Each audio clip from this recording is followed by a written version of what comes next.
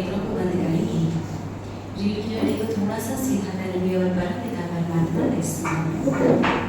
ओम नमः सिद्धेभ्यः।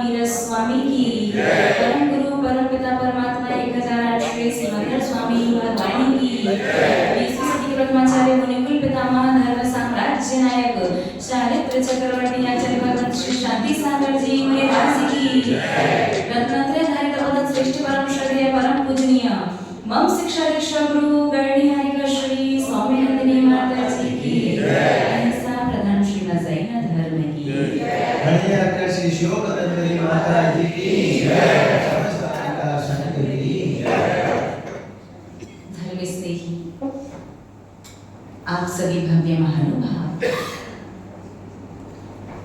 जिस पवित्र और मंगलमय जैन धर्म में आपने जन्म लिया है, कहीं ना कहीं जैन धर्म में जन्म लेने के बाद भी जो बहुमान हमें अपने धर्म के प्रति होना चाहिए, वो बहुमान हमें दिखाई अपने अंदर नहीं देता है।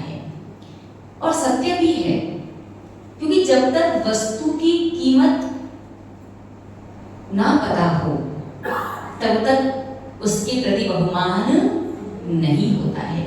एक सिंपल सा बेसिक सा प्रश्न है हमारा आप सभी लोगों से। यद्यपि जिस भी जीव ने जिस भी धर्म में, जिस भी मत में, जिस भी संप्रदाय में जन्म लिया होता है, उसे बचपन से ऐसा ही संस्कारित और शिक्षित किया जाता है कि अपना धर्म महान है। सबकी अपनी अपनी मान्यताएं हो सकती हैं, लेकिन सत्यता की अपेक्षा देखा जाए तो निश्चित रूप से पूरे विश्व में कितने भी धर्म हो, कितने भी संप्रदाय हैं, ये सारे की सारी संप्रदाय में, सारे की सारी धर्मों में एक जैन धर्म महान है। तो प्रश्न है आपसे, व्हाई, क्यों? इसका उत्तर कौन देगा? एक्चुअली वाला, लॉजिक वाला आंसर। बने बनाए और मनी से तो बहुत सारी बातें हो सकती हैं। कोई कहे हमारे धर्म में त्याग विशेष है, त्याग की वजह से महान है। कोई कहेगा भावों की अपेक्षा महान है, कोई कहेगा दान की अपेक्षा महान है, कोई कहेगा अहिंसा, करुणा, दया की अपेक्षा महान है। कहने को तो बहुत सारी बातें हो सकती है, बट एक्चुअली वास्तविक रीजन कौन सा है? विज्ञान, वीतरागता की वजह से महान है।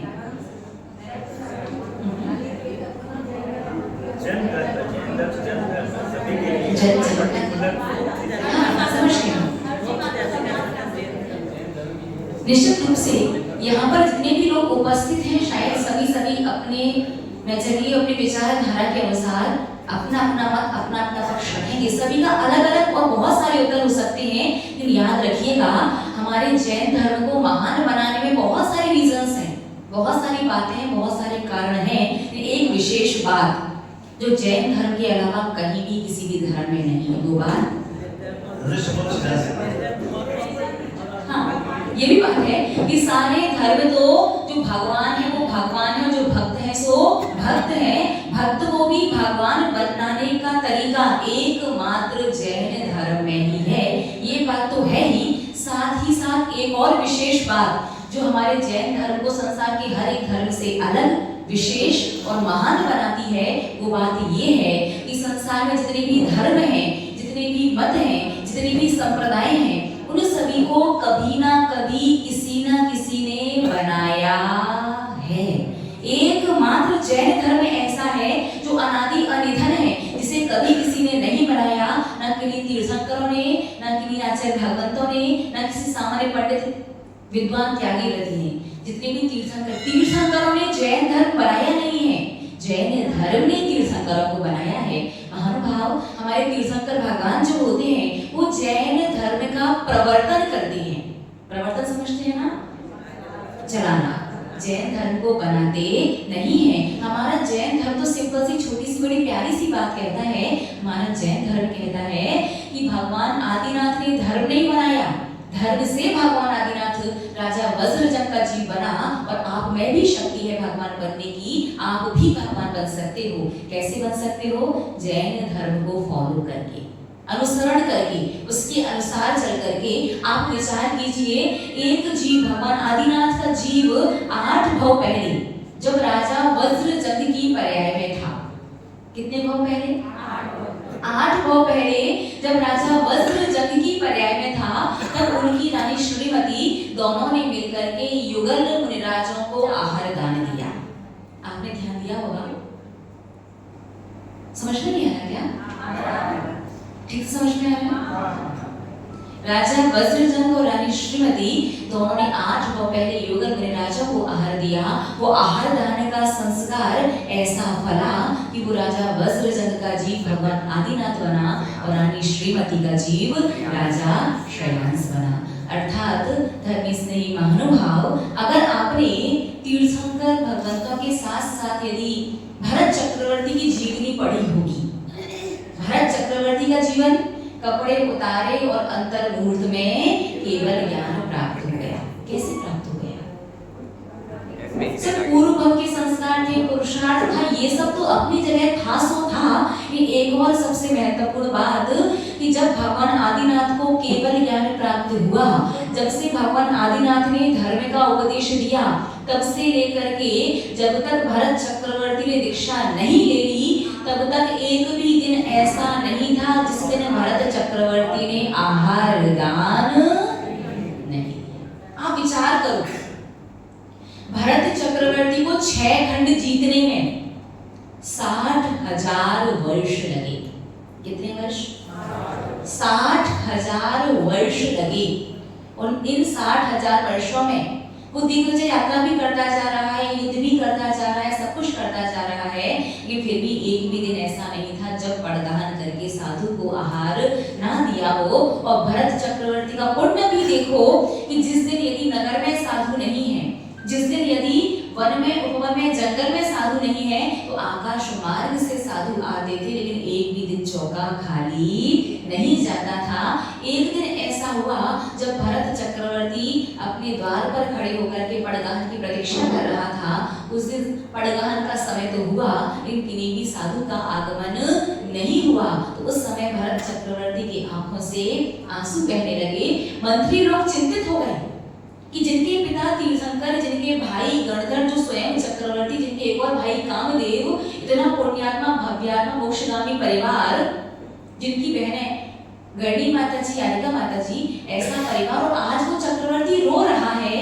और जब मंत्री लोगों ने भरत चक्रवर्ती से पूछा कि महाराज आप 6 खंड के स्वामी हैं, पूरा भव्यात्मा पुण्यात्मा मोक्षगामी परिवार है, फिर आपको किस बात का विकल्प है, आप क्यों रो रहे हैं? तब भरत चक्रवर्ती ने कहा कि आज संसार का सबसे बड़ा अभागा व्यक्ति मैं हूँ कि मेरे द्वार पर दिगंबर साधु का आगमन नहीं हुआ। और इतना कहना ही था कि आकाश मार्ग से युगल मुनिराजों का आगमन हुआ।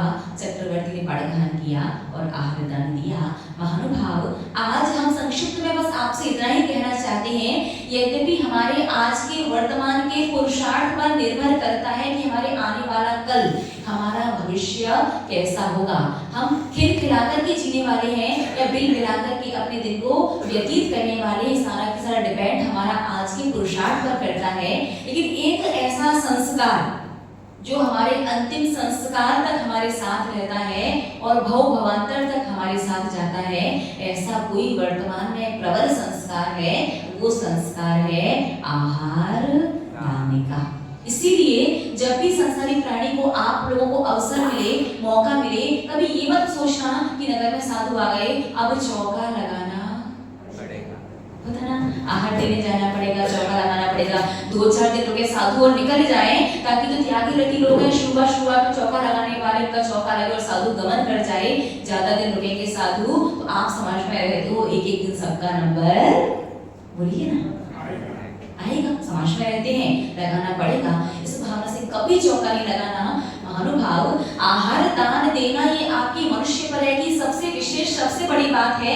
आप वो कार्य, वो चीज कर पाते हैं जिसके लिए साक्षात स्वधर्म इंद्र भी तरसता है। पांचों कल्याणक विशेष रूप से स्वधर्म इंद्र मनाता है कि तीर्थंकर भगवान को मुनि अवस्था में आहार दान देने का लाभ स्वधर्म इंद्र प्राप्त नहीं कर सकता। तो आहार दान का संस्कार ही वो संस्कार होता है जो अंतिम संस्कार, अंतिम संस्कार समझते हैं ना, बोलिए ना। आज स्पीड ज्यादा तो नहीं है, पूरा विषय समझ में आया। अंतिम संस्कार सबका होना है, एक दिन संसार से जाएंगे और अपना अंतिम क्रियाकर्म भी हो जाएगा, संसारी प्राणी मिलकर के कर देंगे। अंतिम संस्कार तक इस जीवात्मा के साथ एक दिन का दिया गया आहार दान का संस्कार रहता है, भव भवांतर में साथ जाता है और परंपरा से इस जीव को मोक्ष ले जाता है। आहार दान दिया कैसे जाता है इसके बारे में हम आपसे चर्चा कुछ समय बाद करेंगे। पहले हम चर्चा करना चाहते हैं अपने परम उपकारी के बारे में, हमारे नहीं, आप सभी के। कौन है सबसे ज्यादा इस पंचम काल में सबसे ज्यादा उपकारी? शांति सागर। निश्चित रूप से इस युग के प्रथम मुनि कौन है? युग युग युग युग कहा है। इस युग के प्रथम मुनि आदिनाथ भगवान। सबसे पहले मुनि दीक्षा तृतीय काल के अंत में मुनि ने ली थी, उससे पहले भोग भूमि थी। इस युग के प्रथम मुनि भगवान आदिनाथ, उनका जितना उपकार जैन धर्म, जैन समाज और श्रवण परंपरा पर है, उतना ही उपकार हम मानते हैं कि आचार्य भगवंत शांति सागर जी मुनिराज का है।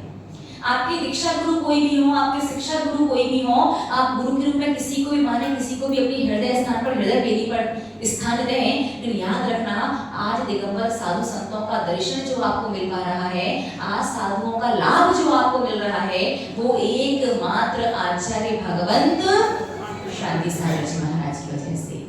यद्यपि शांति सागर जी महाराज के समकालीन जितने भी आचार्य, जितने भी मुनि ग्रंथ हुए हैं, सारे के सारे आचार्य, सारे के सारे मुनि महान हैं, श्रेष्ठ हैं, पूजनीय हैं, लेकिन एक बात तो मानना पड़ेगा, आचार्य भगवंत शांति सागर जी महाराज जैसा दूजा कोई नहीं। आचार्य भगवंत के उपकारों के बारे में, उनकी जीवनी के बारे में पता है क्या आपको?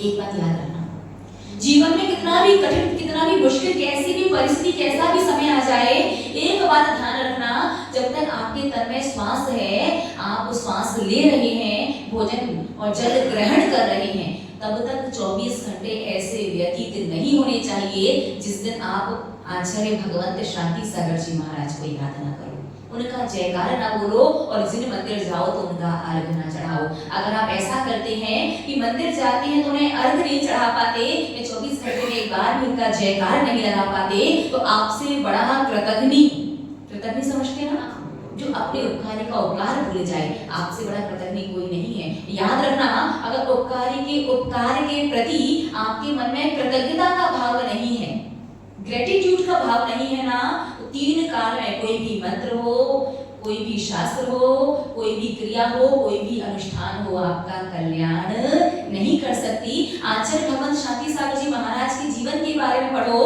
कि आचार्य भगवंत शांति सागर जी महाराज जब माँ की गर्भ में आए थे, ऐसे विशेष पुण्यात्मा जीव थे कि उस समय माँ को दोहरा हुआ, दोहरा समझते हैं आप, एक इच्छा होती विशेष, उस समय की माँ को दोहरा हुआ कि सहस्त्र दल कमल, 1000 कमल के पुष्पों से भगवान की पूजन करूं। आसपास के तालाबों में कहीं भी 1000 कमल बहुत सारे हो जाते हैं, उस समय उतने कमल संभव नहीं थे, तो बड़े दूर से, सोचिए पुण्यात्मा जी कैसा था, दूर एक तालाब में एक साथ 1000 कमल उपलब्ध हो गए। वो कमलों को लाया गया और उनकी माँ ने भगवान की 1000 कमलों से पूजन की।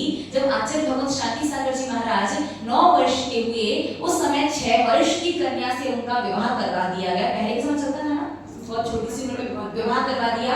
फिर 15-16 वर्ष में उनकी वो विदा वगैरह, विदा समझते हैं होना क्या होता है? होना होता है? हाँ, मतलब शादी पहले हो गई और फिर जब वो अपने ससुराल जाएंगे तो 15-16 वर्ष तक उसे गोना कहते हैं। अपने नहीं होते हाँ, विदा गोना वो बाद में हुआ करता था। तो 9 वर्ष के आचार्य शांति सागर जी महाराज थे। 6 वर्ष की कन्या से विवाह हो गया और 6 महीने बाद कन्या का मरण हो गया। और आचार्य भगवत शांति सागर जी महाराज से गृहस्थ में जब कहा गया वे दूसरा विवाह कर लो, उन्होंने कहा अगर किस्मत में होती यही छोड़ करके क्यों जाती। एक ऐसे महान आचार्य हैं कि विवाह होने के बाद भी जो बाल ब्रह्मचारी हैं। आचार्य भगवत शांति सागर जी महाराज एक ऐसे महान भव्य आत्मा, ऐसी महान जीवात्मा है, एक ऐसे परमोपकारी संत हैं कि जब वो गृहस्थ में थे और जबरदस्ती उनके पिता ने उन्हें दुकान पर बैठा दिया। आचार्य भगवत शांति सागर जी महाराज की गृहस्थ में कपड़े की दुकान थी, उनके पिताश्री ने जबरदस्ती उन्हें कपड़े की दुकान पर बैठा दिया। तो ग्राहक आता कि कपड़ा चाहिए, वो तुम्हें जो चाहिए ले लो, अपने हाथों से नाप लो और उसका जो पैसा है वो रख जाओ। और देखो इतना निर्मोही जीव इस तरह से जो व्यापार करा कि देख भी नहीं रहा कि कितना कौन सा कपड़ा ले रहा है, कितना कपड़ा ले रहा है, कितने पैसे दे रहा है, फिर भी उन्हें कभी दुकान में घाटा नहीं लगा। आचार्य भगवत शांति सागर जी महाराज की करुणा देखो कि एक दिन जब वो दुकान पर बैठे थे गृहस्थ में, एक महिला सामने से निकली, उसकी जो साड़ी थी थोड़ी फटी हुई थी। आचार्य भगवत ने सोचा इतनी सर्दी का समय, थोड़ी फटी सी साड़ी है, उसे बुलाया, उससे पूछा कि आपने ऐसे वस्त्र भी पहन रखे हैं। और उन्होंने कहा कि भाई हमारे तो घरों में जो दरवाजे बने हैं उनमें गेट लगने की व्यवस्था नहीं है, सो दिस बिल्कुल बढ़िया अच्छे वस्त्र पहनने की व्यवस्था कैसी होगी। उन्हें कोई बात नहीं, हमारे यहाँ से आप एक साड़ी फ्री में ले जाओ। उन्हें उसे एक साड़ी दे दी। अब किसी बात का प्रचार प्रसार करना हो तो सबसे सोशल मीडिया से भी फास्ट महिला कौन है? स्त्री वर्ग। लेडीज जन को एक बात बता दो, सोशल मीडिया से भी तेज वो समाचार सब में फैल जाएगा। तो बस वो लेडीज नई साड़ी लेकर के, वो स्त्री नई साड़ी लेकर के पहुंची और उसने नई साड़ी लेकर के अड़ोसन पड़ोसन ने पूछा कि भाई ठीक से 2 वक्त के भोजन की व्यवस्था नहीं, नई साड़ी कहाँ से आई? उसने कहा कि ऐसे ऐसे मेरी धोती, मेरी साड़ी फटी हुई थी और उनके दुकान के गृहस्थ में उनका नाम 7 घोड़ा था। उन 7 घोड़ा के दुकान के सामने से निकली, उन्हें देखा तो नई साड़ी दे दी। फिर क्या था, पूरे मोहल्ले पूरे गांव के लोग फटी साड़ी पहन के शांति सागर जी महाराज की दुकान पर गृहस्थ में दुकान में पहुंच गए। उनकी फिर भी देखो उन्हें सबको ये ले जाओ। और जब पुरुष वर्ग को पता चला कि स्त्री वर्ग को ऐसे साथ, वो भी अपनी फटी धोती पहन के, ऐसे आचार्य भगवत शांति सागर जी महाराज गृहस्थ में जब वो उनके पिताजी उन्हें खेत में बैठा दिया करते थे और खेतों में पक्षी जब दाना चुगने आया करते थे तो सभी खेत वाले अपने अपने खेतों के पक्षियों को उड़ा दिया करते थे। और आचार्य भगवत शांति सागर जी महाराज गृहस्थ में भी खेत की पक्षियों की तरह पीठ करके बैठ जाया करते थे ताकि पक्षी डरे ना, अच्छे से भोजन कर सकें। और भोजन करने के बाद पानी का कटोरा रख देते थे, खा पी के पानी पी के जाओ, जब खा के क्यों जाना है। जब इस बात की शिकायत आसपास के किसानों ने उनके पिताश्री से की, उनके पिताजी ने उनसे पूछा तुम ऐसा क्यों करते हो? बड़ी अच्छी बात कही। उन्होंने कहा कि अगर मेरे भाग्य का होगा कोई चुग नहीं सकता और उनका होगा तो बचेगा नहीं। और जब फसल कटती थी तो पूरे गांव में सबसे ज्यादा अनाज इन्हीं के खेतों में हुआ करता था। तो महानुभाव कभी ये मत सोचना कि दान देने से घट जाता है, आज दिया कल घट जाएगा, कभी नहीं घटता। 100-125 वर्ष पहले की ये घटना है आचार्य भगवत शांति सागर जी महाराज के समय की। जितना पक्षी चुगते थे उतना ही ज्यादा अनाज उस खेत में निकलता था। दान देने से कभी भी धन घटता नहीं है। आचार्य शांति सागर जी महाराज गृहस्थ में समय शिखर जी की यात्रा करने गए, आपको जो चावल की थैली भी भारी लगती है, आचार्य भगवत की करुणा, उनकी दया देखिए। जब वो समय शिखर जी की यात्रा करने गए उस समय दादी अम्मा जी, वृद्ध अम्मा जी समय शिखर जी का पलक चढ़ नहीं पा रही थी, मन में भावना बहुत थी। और अम्मा जी को अपनी पीठ पर बिठा करके उन्होंने समय शिखर जी की वंदना करवाई थी। माँ जिनवाणी के प्रति उनकी श्रद्धा देखिए। आज आप थोड़े थक जाओ, थोड़ा घर दूर हो तो कोई बात नहीं, सुविधा उपलब्ध है, मोबाइल में रिकॉर्डिंग आ जाती है, बिस्तर में लेटे लेटे आराम से सुनेंगे। आजकल तो बिस्तरों में प्रवचन सुनने का प्रचलन। याद रखना, आप लोग जो काम वगैरह करते समय या फिर बिस्तर में लेटे लेटे जो प्रवचन वगैरह या जो भी धार्मिक क्लासेस वगैरह अटेंड करते हैं ना, याद रखना जिसमें सूत्र या गाथा वगैरह संस्कृत की पढ़ी, यदि हिंदी चल रही तो एक बार को चल जाएगा। वैसे तो सही प्रक्रिया यही है कि एक जगह शांति से बैठ करके ही धर्म का सुनना और पढ़ना चाहिए। लेकिन फिर भी परिस्थिति है, नहीं है समय, काम करते करते ही बिस्तर में लेटे लेटे ही आप प्रवचन वगैरह सुन पाते हैं, क्लासेस वगैरह सुन पाते हैं। वैसे तो ऐसा नहीं करना चाहिए, फिर भी आप करते हैं तो याद रखना, काम करते समय और बिस्तर पर लेटे समय आप प्रवचन वगैरह सुन रहे हैं या क्लास वगैरह अटेंड कर रहे हैं, उसमें संस्कृत का, प्राकृत का सूत्र या गाथा वगैरह नहीं होनी चाहिए। हिंदी तो आप सुन सकते हैं, लेकिन संस्कृत के सूत्र वगैरह, संस्कृत गाथा वगैरह यदि आ जाए, उतनी देर की, जितनी देर वो गाथा चल रही है उतनी देर के लिए अपने काम को वहीं रोक देना, उतनी देर के लिए बिस्तर से उठ करके बैठ जाना। लेटे लेटे काम करते करते ये गाथाएं सुनते जा रहे हैं, पढ़ते जा रहे हैं ना, तो शुद्ध ज्ञानावर्णी कर्म का बंद होगा। इसीलिए हम कभी भी रिकॉर्डिंग के पक्ष में नहीं रहे कि आजकल मोबाइल पर इतने सारे साधु संतों के प्रवचन उपलब्ध हैं। एक खोलो तो एक ही टॉपिक को लेकर कई सारे प्रवचन, कई सारे वीडियोस आपको मिल जाएंगी। तो आर्य का संघ पूज्य गुरुमा गढ़ी आर्य का श्री स्वामीनंदनी माता जी का हमेशा से यही संकेत रख रहा है। इतने सारे आजकल प्रवचन उपलब्ध हैं, उन्हीं को श्रावक सुन ले, आवश्यकता नहीं है। जिसे भी सुनना है यहाँ आकर के लाइव सुनो। रिकॉर्डिंग वाला सिस्टम आर्य का संघ में नहीं चलता है। तो सागर से पहले तक तो यही था, सागर समाज में भी यही था कि रिकॉर्डिंग की परमिशन आर्य का संघ से नहीं दी जाती। लेकिन सागर समाज में प्रसंग ऐसा आया कि एक श्रावक कुछ दिन के लिए कहीं बाहर गया था व्यवसाय के काम से। 3-4 दिन बाद जब वो लौटा, उसने कहा क्या सुनाया माता जी ने, क्या प्रवचन हुआ? तो लोगों ने यहाँ वहाँ का थोड़ा बहुत जैसा आधा अधूरा समझ में आया, जैसा याद था वैसा उसे बताया। उसने कहा मैं संतुष्ट नहीं हुआ कि ऐसा कंप्लीट नहीं है, मुझे पूरा चाहिए। तो उसने कहा पूरा कैसे मिलेगा? वो तभी पॉसिबल है जब रिकॉर्डिंग हो। और उसने बिना परमिशन के सागर समाज ने आर्य का संघ के प्रवचन की रिकॉर्डिंग्स की, वो आजकल आप लोगों को यूट्यूब वगैरह पर मिल जाती है। और आज भी आर्य का संघ से ना तो आर्य का संघ का कोई पर्सनल चैनल चलता है, कौन श्रावक चला रहा, कौन रिकॉर्ड कर रहा, कौन अपलोड कर रहा, वो श्रावक का व्यक्तिगत विषय है। आर्य का संघ से ना तो रिकॉर्डिंग की परमिशन मिलती है, ना चैनल चलाने की परमिशन मिलती है, ना रिकॉर्ड करने की मिलती है, ना अपलोड करने की मिलती है। इसलिए हम लोगों को नहीं पता कि पूरा प्रवचन मिलता है आपको कि आधा अधूरा मिलता है, कहाँ से क्या मिलता है। ये हम इतना जरूर समझ गए। इसलिए हम प्रवचनों में गाथाओं के अर्थों को तो लेते हैं, प्रमाणों को तो बता देते हैं, आचार्य भगवंतों के नामों को तो लेते हैं, जितना पॉसिबल हो गाथाएं वगैरह कम ही बोलते हैं। हमें पता है श्रावक काम करते करते बिस्तर पर लेटे लेटे प्रवचन सुन रहा है, यदि वो थोड़ा सुन भी रहा है, थोड़ा सुधरने का प्रयास भी करे, तो उसे कर्मों का बंध नहीं होना चाहिए। हमेशा याद रखना, मोबाइल में आप धर्म का जब भी कुछ सुन रहे हो, इस संस्कृत की, प्राकृत की गाथा या सूत्र वगैरह उसमें आता है और आप कोई काम कर रहे हो या लेटे हो, तो उतनी देर के लिए उठ करके बैठ जाना और अपना काम छोड़ देना। ये तो शुद्ध ज्ञानावर्णी कर्म का बंध विशेष होता है। ऐसा बंध जो आपको विद्वान नहीं होने देगा, ज्ञानी नहीं होने देगा, समझदार नहीं होने देगा, कि आदर्श अच्छी नहीं होने देगा और आपको केवल ज्ञान प्राप्त नहीं होने देगा। आचार्य भगवंत शांति सागर जी महाराज जितने महान हैं कि आज उन्होंने वो दृढ़ता उस समय नहीं दिखाई होती अगर उन्होंने उस तरह से दिगंबर रूप धारण करके यदि निर्बाध विहार नहीं किया होता, उन्होंने भी परिस्थितियों से समझौता किया होता ना, आज सच में हमें दिगंबर संतों के दर्शन सहज सुलभ नहीं होते। आचार्य भगवान शांति सागर जी महाराज को गृहस्थ में माँ जिनवाणी के प्रति ऐसी श्रद्धा, ऐसी भक्ति कि आप तो थक जाते हो तो मोबाइल में उपलब्ध है, वहीं बैठे बैठे लेटे लेटे काम करते करते जिनवाणी पढ़ते हो, सुनते हो। आचार्य शांति सागर जी महाराज गृहस्थ में 8-9 मील समझते हैं, 8-9 मील आचार्य भगवंत जिनवाणी सुनने के लिए प्रतिदिन जाया करते थे अपने गांव से दूर। उनके गांव में दूसरे गांव और उनके गांव के बीच में 2 नदियां बहती हैं, दूध गंगा और वेद गंगा, और साधु नदी को पार करके आए कैसे?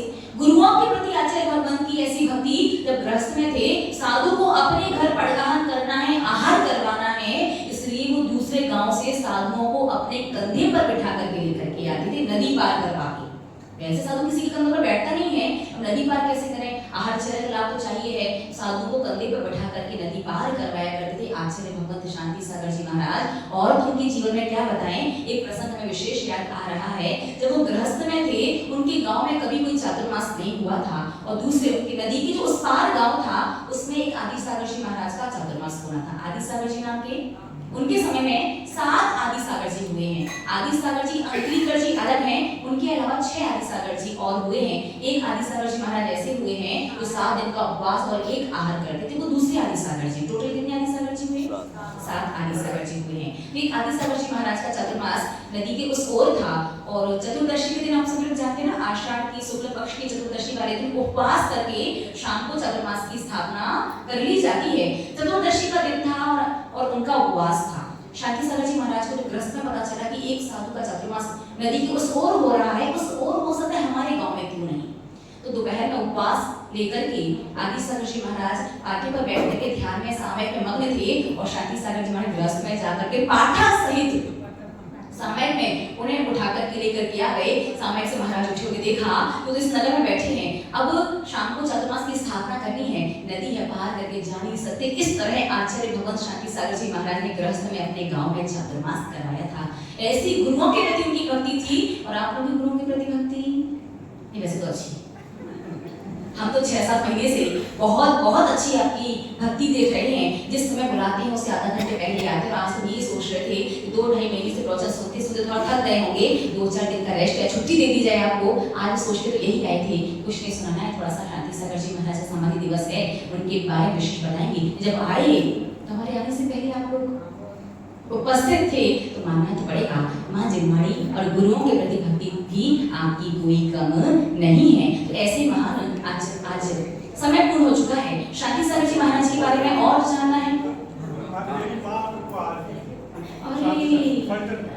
क्या बात है। और एक किस्सा हुआ, मेरे को गोदी लेके बाबू आप थे उस समय? हाँ, गोदी लेके गए थे पलटन और आदमी, और वो शांति सागर जी पलटन में थे।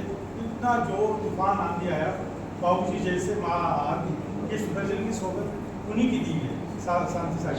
क्या बात है, सच में ऐसे महान आचार्य। आप आज उनका समाधि दिवस है, विशेष रूप से उन्हें एक अर्घ चढ़ा करके ही अपने हाथ में द्रव्य देना, एक अर्घ चढ़ा करके ही जाना। और जीवन में बस एक बात जरूर याद रखना कि 24 घंटे ऐसे ना गुजरे जब उनको याद ना करो, उनकी जय ना हो। घर पर बैठे बैठे प्रातःकाल के नियम बना लो कि मंदिर के मूलनायक भगवान की जय, और उसके बाद दूसरा जयकार जो लगाओगे तो चारित्र चक्रवर्ती आचार्य श्री,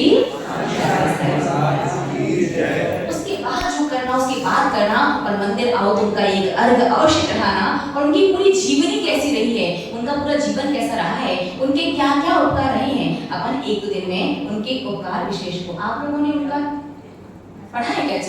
चारित्र चक्रवर्ती या हमारे आदर्श कुछ श्रावकों ने पढ़ा है। एक बार पढ़ना चाहिए, पढ़ लोगे तो ऐसा वैराग्य हो जाएगा, क्या अद्भुत उनका पूरा जीवन रहा है।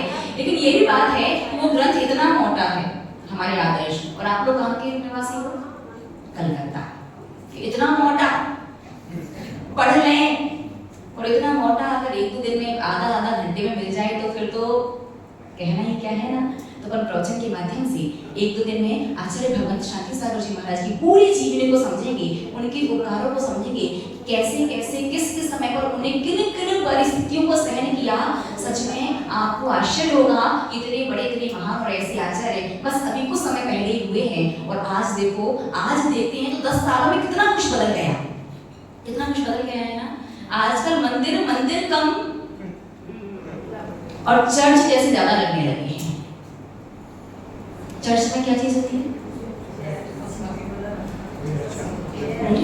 टेबल कुर्सी। आप लोग भी गए क्या चर्च? देखा तो है ना। देखो वो जीसस वगैरह वो चीज अलग है, बाकी टेबल कुर्सी बहुत कम होती है ना। तो हमारे देखते मतलब हमें जैसे जब मोक्ष मार्गी बने थे 2010 में, उस समय इतना नहीं था। देखो व्यक्तिगत नहीं लेना, शास्त्र की बात बस आपको बताना चाहते हैं। उस समय इतना नहीं था। आज देखने में आता कि जितने लोग सब लोग टेबल कुर्सी, चर्च जैसा माहौल मिलता है। इसलिए महानुभाव, शास्त्र में आचार्य भगवंतों ने लिखा है कि यदि आपके शरीर में कोई तकलीफ है, नीचे उतनी देर बैठ नहीं सकते, अनुकूलता नहीं है, तो भले परिस्थिति विशेष है तो स्टूल पर कुर्सी पर बैठ जाओ, कोई दिक्कत नहीं, कोई बात नहीं।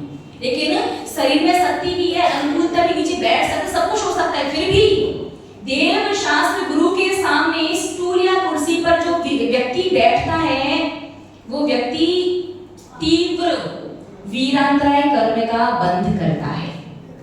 कौन सा कर्म? वीरांतराय कर्म कौन सा होता है? वीर यानी शरीर की शक्ति, जिससे दिन प्रतिदिन कमजोर और कमजोर और कमजोर होती जाएगी, पूरे शरीर की शक्ति क्षीण होती रहेगी। और यही हो रहा है। घुटने देखो, पैर देखो, कमर देखो, दिन भर खाते हो, पीते हो, मौज मस्ती करते हो, ट्रीटमेंट करवाते हो, मेडिसिन लेते हो, ना, रूटीन चेकअप भी करवाते हो, फिर भी शरीर की शक्ति आपसे ऐसे तो बड़े बुजुर्ग चल रहे हैं आज के।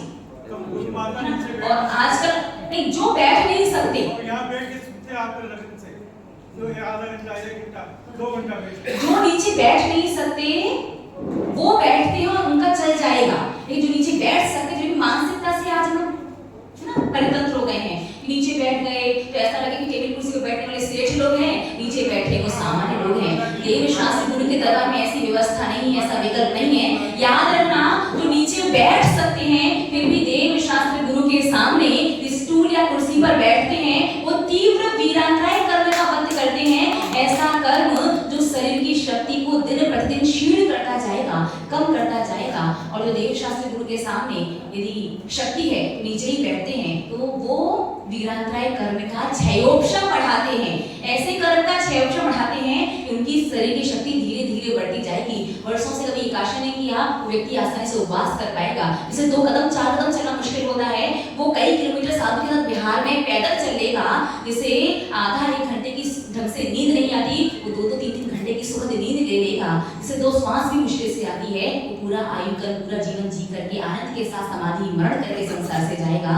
ऐसा पुण्य फल प्राप्त होता है देव शास्त्र गुरु के सामने नीचे आराम से आरती पालती लगा करके बैठने से। तो आपको कोई भी व्यक्तिगत नहीं लेगा, वो अचानक से बात आई, प्रसंग आया तो हमने बता दिया कि यदि आवश्यकता नहीं है तो भी बैठोगे तो वीरांतराय कर्म का बंध, और यदि आप नीचे बैठ रहे हैं तो वीरांतराय कर्म का क्षयोपशम करता है। तो आचार्य भगवंत शांति सागर जी महाराज का और क्या उपकार है और क्यों हम उन्हें इतना विशेष याद करते हैं, क्यों हृदय स्थान पर, हृदय वेदी पर उन्हें स्थान देना है, उन्हें बिठाना है। शेष चर्चा पुनः तब तक के लिए जब परम श्रद्धेय परम पूजनीय माम शिक्षक दीक्षा गुरु हरि का श्रेय स्वामी नंदिनी माता जी की शांति सागर जी महाराज के दर्शन किन किन श्रावकों ने किए हैं? हाथ रख करना। हम लोगों को तो याद नहीं है लेकिन कह रहे हैं। अरे वाह, हम उनके घर हो गए, उनको तो बात नहीं, एक बार श्रावक के लिए कायित हो जाते ये भी इतने पुण्यात्मा जीवन में सच में हमें लगता है, यही लगता है कि काश हम शांति सागर जी महाराज के समय पैदा हुए होते, एक बार उनके दर्शन किए होते। क्या अद्भुत साधु थे, क्या साधना थी, क्या व्यक्तित्व था, क्या भावना थी। 2 व्यक्तियों ने किए हैं दर्शन, बहुत अच्छी बात है कि पढ़ने के अनुमोदना, और अपन भी कभी ना कभी इस मौके बाद ही सही लेकिन ऐसे महान दिव्यात्माओं को दर्शन करेंगे। तो आज इसी भावना से जबले द्वारा शान मई जिनवाणी माता की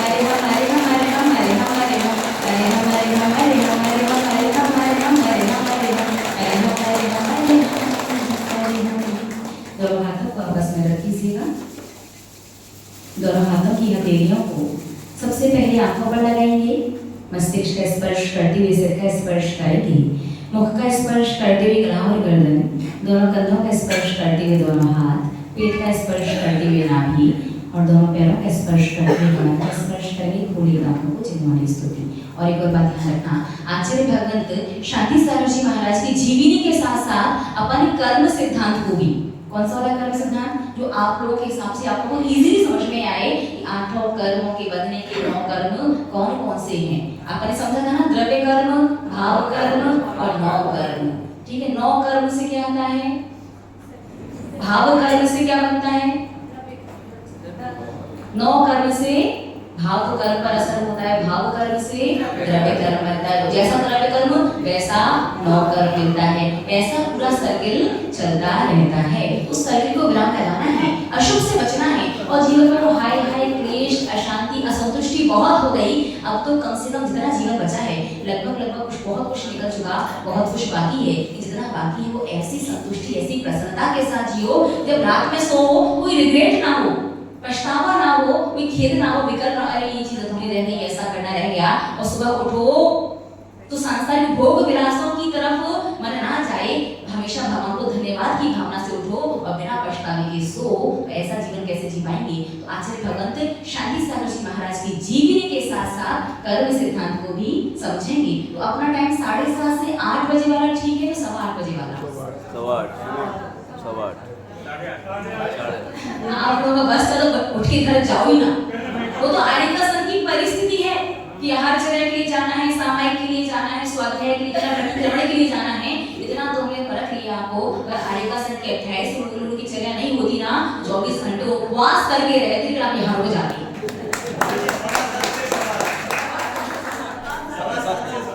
अरे भाई रहो, अरे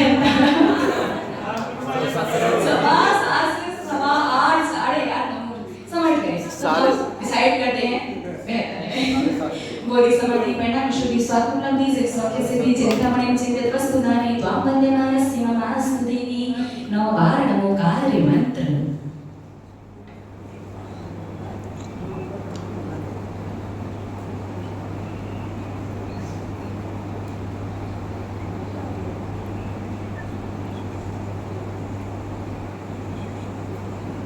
अभी 2-3 दिन का जो प्रवचन है वो अति विशेष रहने वाला है कि आप लोग जो ना अलग अलग से साधु संतों के पास जाते हो, पूछते हो, ये उपाय करें, वो उपाय करें, बड़ा कंफ्यूज, शरीर में तकलीफ है, स्वास्थ्य ठीक नहीं है, मन में अशांति रहती है, घर परिवार में शांति नहीं है, व्यापार में विकल्प रहता है, बच्चों को लेकर विकल्प है, बड़े बुजुर्गों को लेकर के विकल्प है, आपस में पति पत्नी की बच्चों की बनती नहीं है, एक दूसरे को समझते नहीं है, बहुत सारे जो विकल्प हैं। इन सारे विकल्पों का समाधान अपन संक्षिप्त में बड़े आसान तरीके द्वारा इन्हीं प्रवचनों के बीच में समझते जाएंगे। आपको अलग अलग से कमरे में जाकर के इन समस्याओं का समाधान लेने की आवश्यकता नहीं पड़ेगी। ठीक है, तो इन सबको 2-3 दिन के प्रवचन इन्हीं कर्म सिद्धांत और आचार्य शांति सागर जी महाराज को विशेष। ओम नमः सबको क्षमा।